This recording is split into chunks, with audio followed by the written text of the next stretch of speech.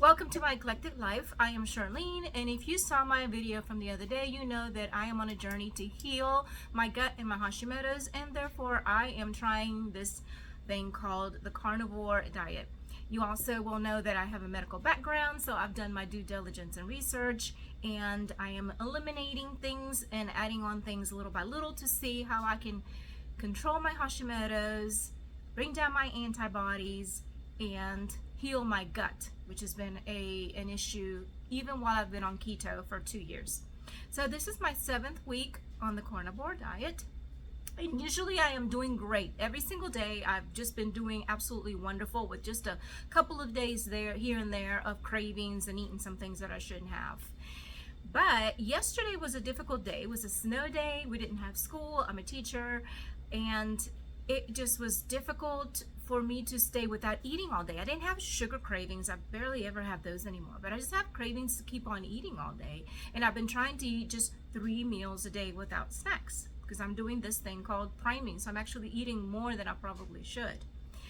And I just ended up having a piece of cheese, and I ended up munching on something all day. The good news is that they were all carnivore friendly things that I was munching on, and I had made, thank the Lord, homemade meat crisps in my dehydrator, and so I had those to munch on, but I still felt like I didn't do as good as I should. But I call it a win because I didn't eat carbs. But I did feel also kind of sluggish, and my joints were hurt a little bit more. But a couple of days before, I had eaten something I should not have, and then I was advised later that I probably should be keeping off kefir for a while. I've been learning to make my own kefir and enjoying that, because in the past I have not been able to eat a lot of milk per se. I can eat butter, and cheese bothers my stomach too, but I can eat butter. But the kefir was trying to reintroduce good microbiomes, by organisms into my microbiome, and I'm gonna have to stop for a few days and see if that makes a difference, because it's also very high in fat. And remember that milk was meant to make you weight gain. It was meant, for babies when you're little, to make you want to eat more. And even though it's kefir and the lactose has been taken out of it, most of it eaten by the microorganisms, it still can be problematic, especially for somebody with Hashimoto's. So I'm gonna see how I can reintroduce that later as time goes on. But for now, goodbye to the kefir.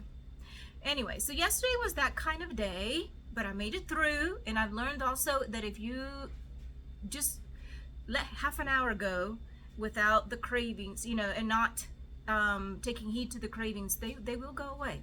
They will go away. You do have a hormone that ghrelin, that if you wait long enough, the craving does go away. But anyway, I still call yesterday a win. I wanted to talk about, though, I am going to eat mostly ruminant meat, and I think I've said that before, and I've had a hard time just necessarily doing that, and I'm still eating some pork, which also bothers my stomach, but I'm really going to try to go just to beef and lamb and things like that, because here's the reason why eating ruminant meat is better sometimes for some people, because they have already processed the vegetables. They have multiple guts, and they have already processed these vegetables that they eat and the grass that they eat, and they have fermented them and gone through that process, and it's usually better than for you to eat too, because they can carry over some of the things that they eat. What other ruminants and animals eat does in some way or another transfer to your body as well, in the form of isotopes or whatever, but it does. So I don't know if I've mentioned again, I do have a medical background, and so I do know what I'm talking about. I have done my due diligence and study on these things. So I wanted to give that update and tell you what I'm going to do going forward to try to stay away from the cheese and the dairy and the pork, except for bacon. Bacon doesn't seem to upset my stomach, and pork belly doesn't seem to either. And we'll see how that goes. I am doing, otherwise than that though, I'm doing wonderful. Eating more than usual because I'm in something called a priming stage in order to learn how to fast later, because I'm terrible at fasting. So I'm feasting in order to fast later, and I have another week left of that, and then we'll see how that goes. the question you might have is like, how do I know whenever I something doesn't agree with me? First of all, my gut tells me right away. My gut, it just goes down really heavy. My gut hurts, and then I usually do get loose stools. And one of my tells, I call it, is that my upper back will start to itch. My cheeks right here, right below my eyes, will swell. And I just have other tells that I know that I've eaten something that I shouldn't have. Another one is also I get nasal drainage, posterior nasal drainage, that I don't have when I'm eating good. So I'll start swallowing mucus, sorry for that, and my sinuses will start bothering me, and my ears will feel full. So I know that there's something going on. I've eaten something, and it was probably the dairy as well. So someday I hope to be able to introduce more veggies. I'm not against vegetables or anything like that, and dark chocolate. I love dark chocolate, and I'm hoping to introduce some. But if I can't, and berries, I love berries. If I can't, then that's okay too. I am just seeing. I'm seeing, and I'm going to do whatever I need to do to live my optimal life from now on, because I think it's my duty on this earth, as part of taking care of myself and my faith, to also take care of my body. And I hope that I have not done so much damage now that it will be irreversible. Will I have a heart attack or a stroke? I do come from a father that's had a couple of strokes already. My mother died of diabetes.